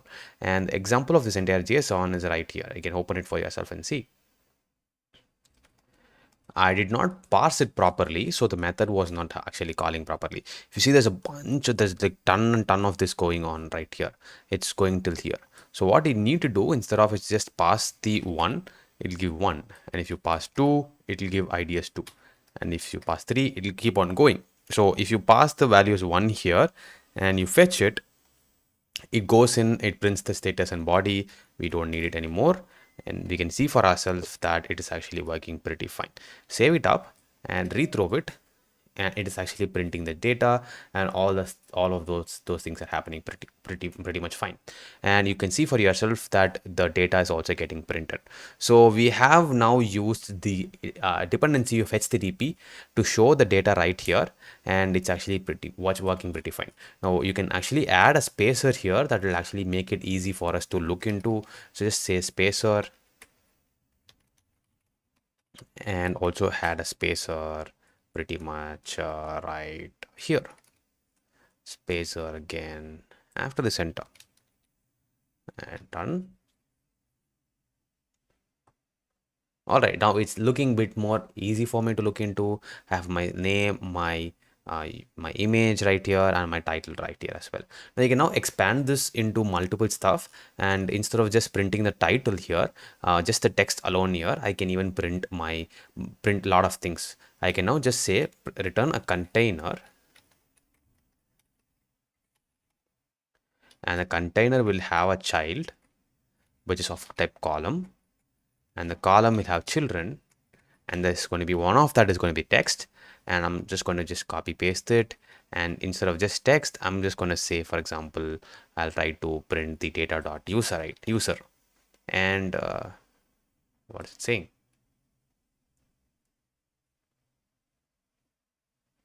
Int can't be assigned to a property parameter type string. So just need to make sure that it is not of type string.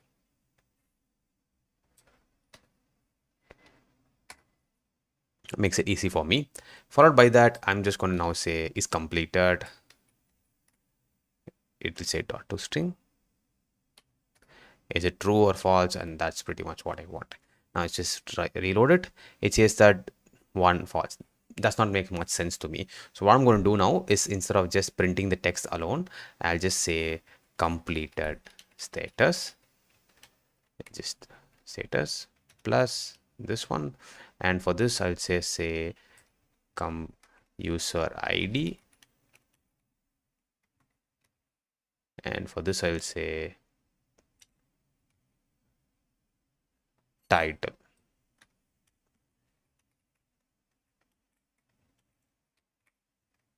All right, make sure reduce the font weight to probably 30 and to be italic. Just I don't know, font weight dot normal. Yeah, this can be bold. This make it 30 again. This let it be 25. Now just save it up, reload it, and I can see for myself that it is pretty much okay. This is too big. 25 is enough. I can still add spacer in between them also to give it good space. This will make it easy for me to adjust my entire application. Spacer again here.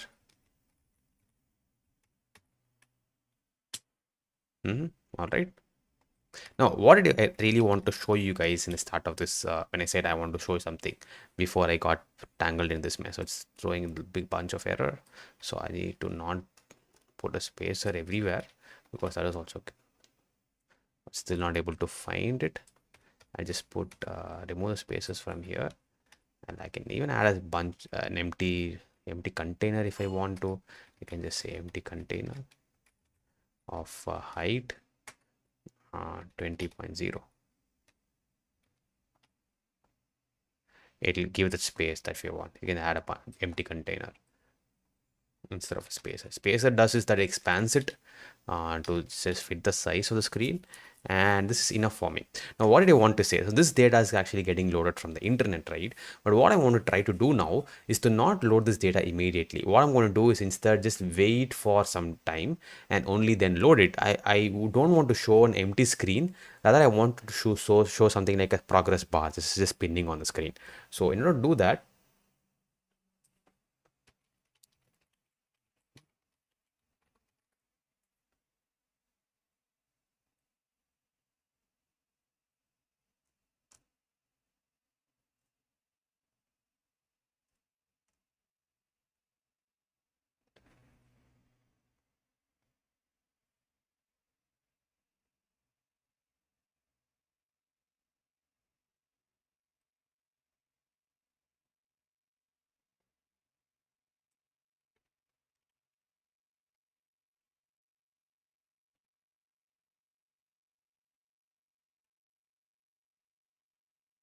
all right, so in order to do that, what I'm going to do is just wait for 2 seconds, 3 seconds, and only then after that fire it. Now, if I do that, it will just be an empty screen for a long time. I'll just try it out. What I need to do is go to this method, and even after it is getting loaded, I just want to wait for 2 to 3 seconds, only then I actually want to load it.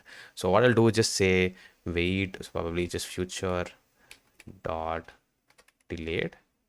I'll just give it like a constant duration. The duration is going to be seconds. In 2 seconds, I just need to fire a function once that is done. Pretty much you can say function is going to be just print 1. What this will do is just wait for 2 seconds, and only then it'll add the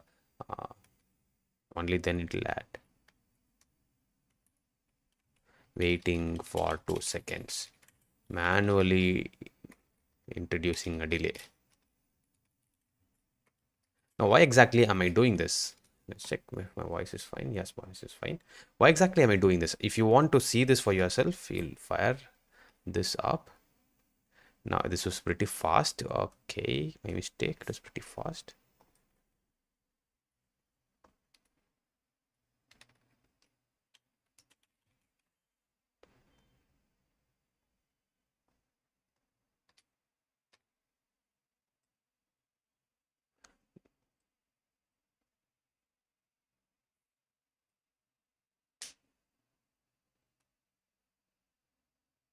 Hmm.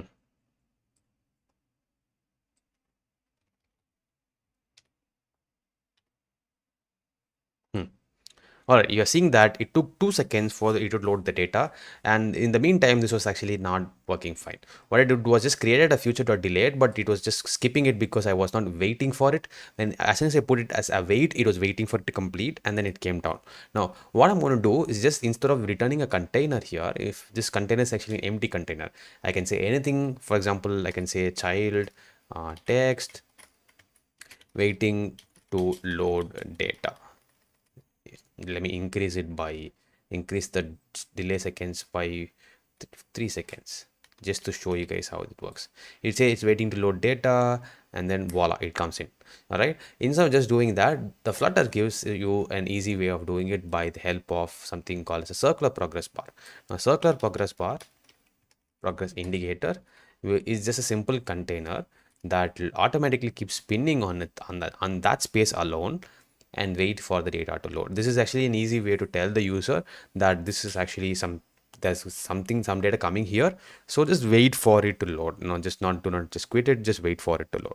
And that's what I really wanted to show you guys. So let's open the PPT up again, say what is it that's still remaining.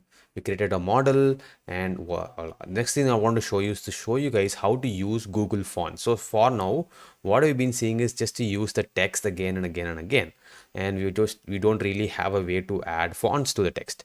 And up until the couple of previous releases, you would have this bunch of ways of adding fonts to your Flutter application. But what now happens is that you can directly go to your pubspec.yaml. Since similarly how you have added your HTTP, you can add Google Font as an dependency, And the Google Fonts is actually a bunch, actually provides you with a lot of ways of actually adding Google related fonts to your Flutter application. And it's actually easy way of gives you an easy class, and that can make it super easy for you to add text styles and things like that.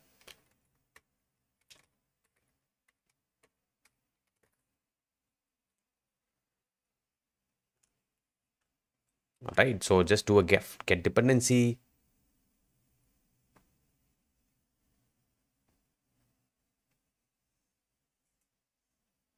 Wait for the wait for the pub-get to complete, and you can just go here. You can say import package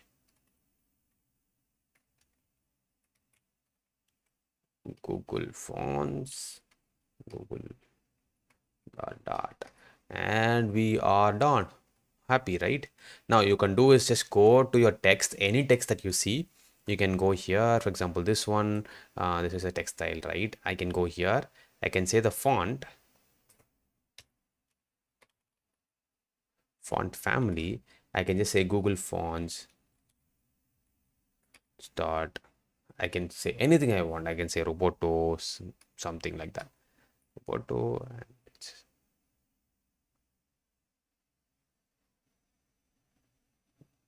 sorry, not the style. To the text itself, you can add. Text itself, you can add it.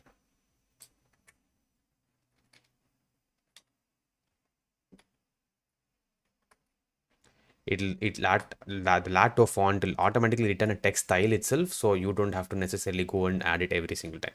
So if you want to have some consistency, you can add it everywhere. Remove all the text styles, add it here, and text style remove karo, add it here karo, add it. Now save this up, go to terminal, do a refresh, and see it for yourself how it automatically changes.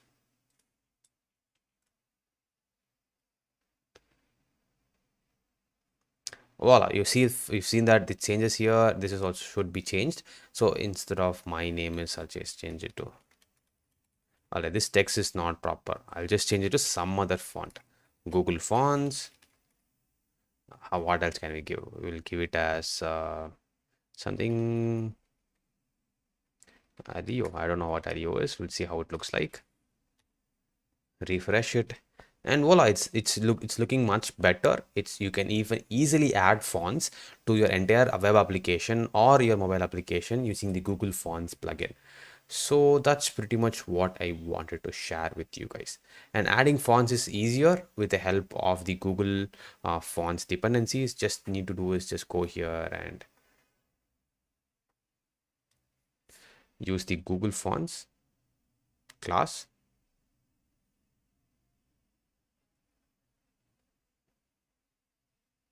And the dependency is called as Google Fonts. This is the dependency. All right, so we have easily seen how to create an application that's going to be easy for us, not just easy for us, also going to be good looking. And we have pretty much run a very simple web UI, and we have done that. So I'm going to be stopping this coding part right now and opening for any questions. I don't know that it's pretty late in the Friday evening, and most of you guys are taking time off to watch this stream. Thank you so much for that again. I'll wait for another 5 to 10 minutes before closing the stream off and take any questions that you guys have. Just drop down any questions that you have, and I'll be very happy to take it up. And even if you don't have any kind of questions, I just try to summarize this in another 1 minute time, and we can just close this whole thing off. Thanks again to Farhad, Jay Patel, Dheeraj, Dev Kamal, and Shat Abhishek for joining the stream. Thanks again, guys. It's been like a pretty late stream. I'm still going to come out a bunch of other streams as well in the upcoming weeks, and hopefully you guys can join that. I have gotten a few suggestions from you guys in my DMs and in my LinkedIn profiles and things like that. So I'll definitely take into consideration all of that and start doing live streams towards that as well. Hopefully you guys did find this stream useful. I know that it's been pretty late in the night and you guys are spending your Friday nights and things like that. Make sure to drop any comments you have in the chat sections or even comment box below, and I'll be able to answer you guys all of those questions.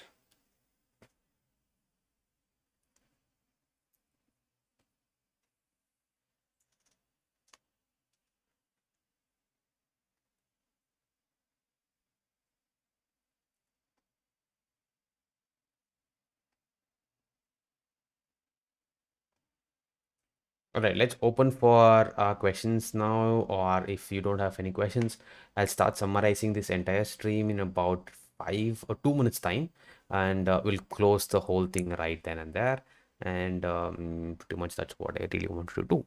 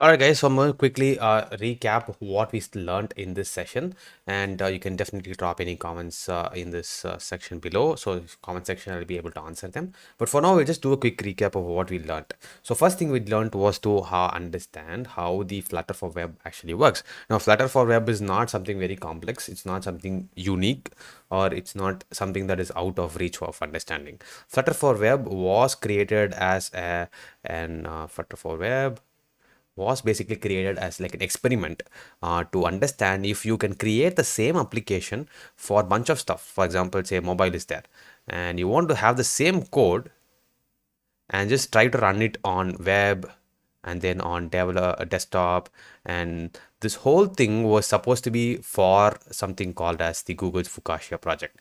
Now Google's Fuchsia was the whole idea behind this, wherein the Google was trying to build its own hardware and software, or the OS itself, where they were primarily going to use the Dart or the Flutter to build its own native applications. As a end product user, we will not know. We will still call it as Android, but in the background, the whole hardware and the OS itself will have changed a lot by primarily using the Dart as a programming language, and they were trying to plan on deprecating the use of Java and things like that. But this is actually something in the future. This was the whole the history behind why this was supposed to be created, rumored to be created. Still, not a lot of information around it. And this Fuchsia has been there for development for more than 5, 7, 10 years. I don't know, and we don't even know if this is actually abandoned or still under development from the Google team. Anyway, this was the whole idea. This was supposed to be the next gen hardware software for the Google Chromebook, and we haven't seen much changes, or we haven't seen much updates on that space. Anyway, so once the Flutter for Web, which was actually called as the HummingBird project, and that's why this stream is also named as HummingBird. This HummingBird project came into picture. There's a lot of questions as to, depending on the speed, is the Google's Flutter good enough for a web application that's going to be running multiple millions and millions of users? Is it good for the speed? What about the jank issues, meaning that there are a bunch of animation related issues that are present in the initial stages? And how do you run the same code for mobile and web? Because say there's a mobile that is going to be this size, you have a bunch of things, only the viewport is very small. But for the web, right, this is you have a very broader viewport. How are you going to translate the same code based on that? That was whole question. But the Google did a very good job of having to do multiple iterations around it, and they have brought it to a space where this is actually very much good enough in running even in production systems. So what you're seeing right now is to understand the Flutter for web itself. This is the basic simple history that was around it, and once this history came into picture, once we learned about the history, what we next we saw was about the architecture behind it. Now architecture behind the Flutter for web or Flutter for mobile or Flutter for desktop is the same. The framework or the Flutter is right here, and all it tries to do is just plug into multiple OS, multiple hardware, all of that. And this part we don't have to know about at all. We just need to understand what are the APIs that are available, just need to know the upper lying part of things, and we are done creating applications. And once the architecture was done, we learned into a little bit about widgets, because I've seen or talked about widgets in depth in the couple of previous streams. So widgets we saw about stateful and stateless, and we understood how useful it was, and we just carried on to setting up our Flutter for web. And once the Flutter for web setup was done, we started understanding and learning in depth into how this whole idea behind Flutter web is used and how it is running seamlessly in our Chrome. Firefox and Edge I have not tested, so Chrome is something that I for sure know is going to work. So the setup is very hassle free. All you need to just set it up and pretty much done. You have it running right then and there. And post this, we learned into the concept of futures. The concept of futures is very important. If you're going to understand about asynchronous programming, the future is a very important concept. And once the future is actually clearly understood, we are going to be delving into the concept of asynchronous and awaiting concept. So we learned the future and how future plays an important role. The two keywords, one is async and the other is await. And what these independently do, await is basically to wait for a response, and asynchronous is just like a marker, basically to say that this application is actually going to be waiting for it. So basically a marker, just marking a function that the application or the method that is inside it is actually doing some kind of an asynchronous await inside it. So these are the two things that we looked into. Followed by that, we learned about the future builder. And how future builder is used to map a model from a JSON. And once this modeling was done, we loaded dynamic or a remote data, which is in the form of a JSON, and we mapped it into our list UI application. And this was basically what we did for the last 1 hour.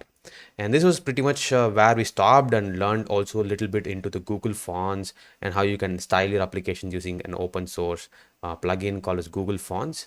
And we are right now done with this. So we have completed looking into all these core concepts of how you can write your own applications. I just did a very simple 5 widget web UI to show you guys the power of application building and things around that. And if you guys did like this entire stream, do let me know. I do know that a lot of you guys are now dropped, and it's pretty much okay. I guess it's too late in the evening, and I'm also going to take a break and drop this entire stream. Thanks again for joining in, guys. It's been a pleasure, and I'll see you guys in the next stream. Until then, it's Bharat. Peace out. Have a